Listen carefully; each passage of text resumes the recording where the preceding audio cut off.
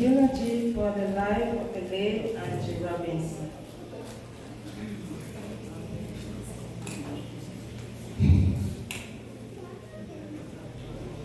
Quote, Proverbs 16, verse 21 says, "The wise in heart shall be called prudent, and the sweetness of the lips increase learning. Understanding is a wellspring of life unto him that had it, but the instruction of fools is folly."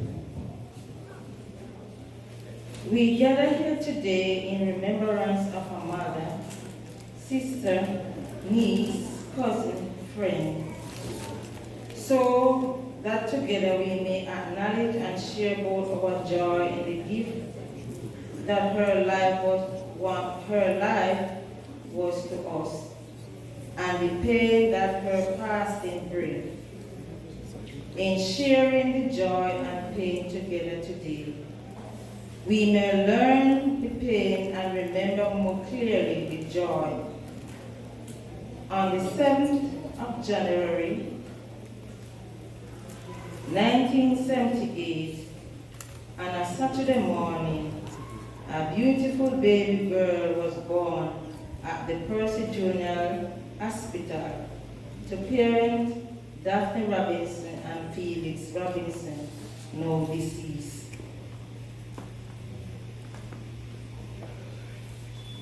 At a tender age, her parents, along with her brothers and sisters, returned to reside in the district of John Duggy, Trelawney. Angie was a very unique child. She attended Warsaw Basic School, then Warsaw College, where she moved on to Christian High School. She is remembered as a quiet and helpful student. Before leaving high school, she had her only daughter, Delisha, and later down in her life, she had two sons, Orlando and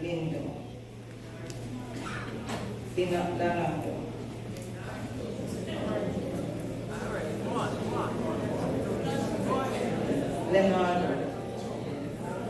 Angie was a very independent and hard-working young lady who raised her chicken and farm for a living.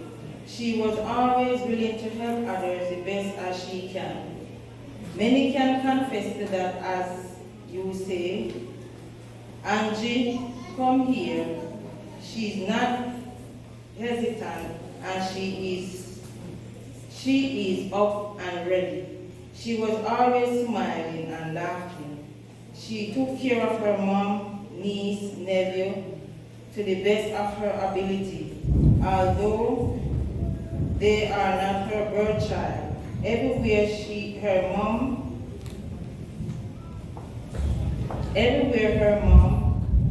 the late Miss Daphne, when Angie would be behind her because she loved to go out and she was very helpful.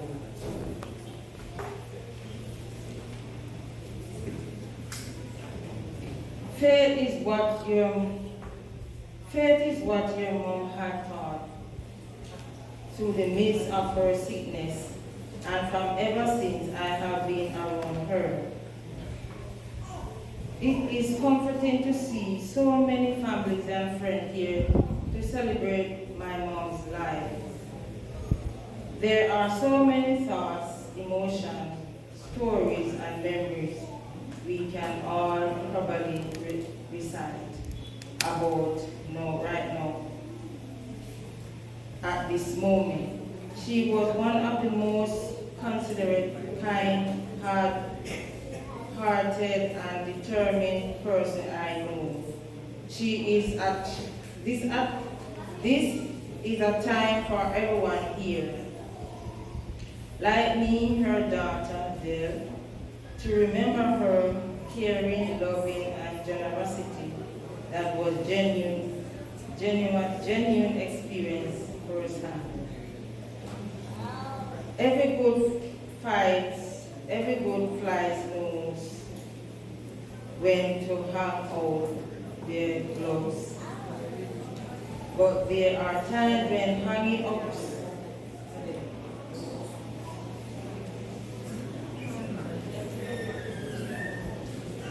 every good fighter knows when to hang up their gloves, but there are times when hanging up is not their choice.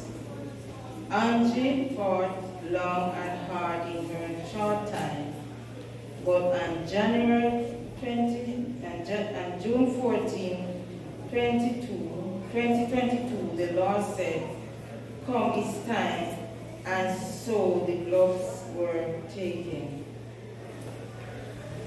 Angie had left behind 3 children, Del, Pucci, and JR, 3 sisters, 3 brothers, 30 nieces, 30 nephews, cousins, uncles, aunts, and other relatives and friends.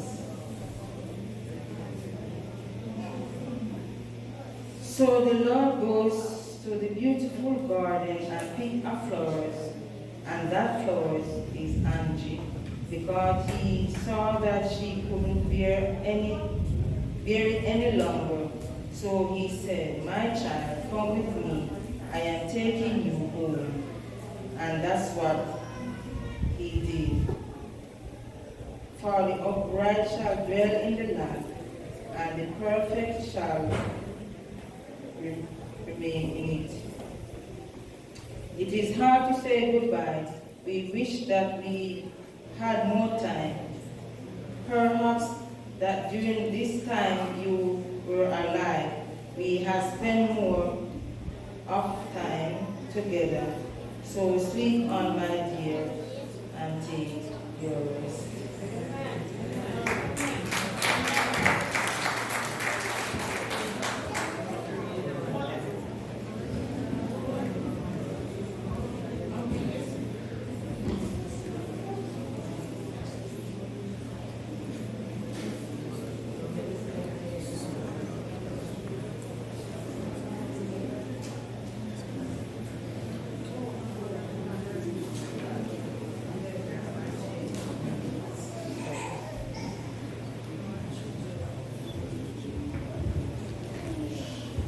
Good afternoon, everyone.